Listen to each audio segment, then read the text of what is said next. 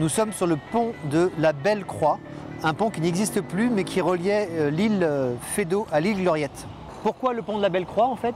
Parce qu'il y avait une croix et même deux. À l'origine il n'y avait qu'une, ils ont mis deux croix ici, le pont de la Belle Croix. Et ce pont va tenir jusqu'au comblement de la Loire. Les comblements de la Loire c'est dans les années 30 à 40. Et hélas, le 15 juillet 1944, des bombes vont tomber sur Nantes et une cinquantaine de personnes qui s'étaient réfugiées sous une des arches vont périr.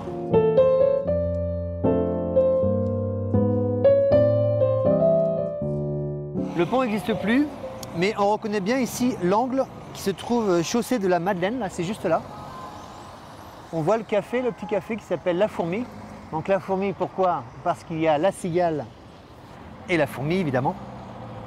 Et on voit ici un petit peu le parc de l'ancien Hôtel-Dieu. Il y avait des espèces d'arbres ici. Aujourd'hui, il y a l'esplanade Ricordo et beaucoup de skateurs qui sont venus là.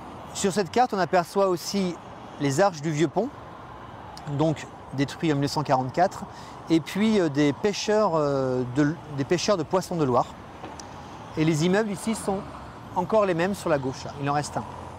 Et je rappellerai aussi une petite histoire. Les créateurs de la revue La Cloche ont trouvé le nom de La Cloche un soir en rentrant de Fiesta.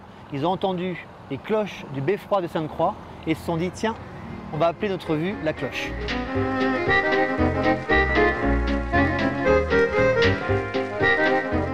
Une carte encore plus vieille, le vieux pont de la Belle Croix. Et sur cette carte, c'est la magie des premières photos de Nantes. On aperçoit le fameux moulin Grognard. C'était une maison qui marquait en fait l'entrée nord de Nantes, sur le pont de Nantes à l'époque, puisqu'on va l'appeler le pont de la Belle Croix seulement en 1750. Et sur cette seconde carte, on aperçoit aussi la cathédrale, l'île Feydeau entourée d'eau, et tout au fond la gare.